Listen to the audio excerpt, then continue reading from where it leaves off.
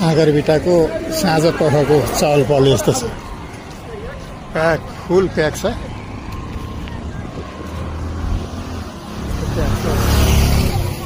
बाटो पुरै प्याक छ यो।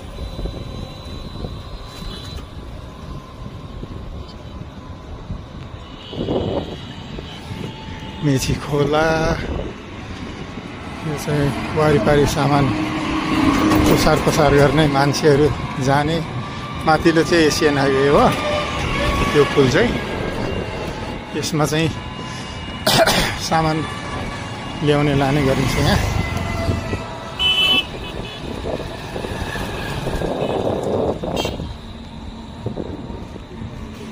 आज 21 गते यो काँकरभिट्टातिर आएको छु। पानी ट्याङ्की पुगेर फर्किँदैछु।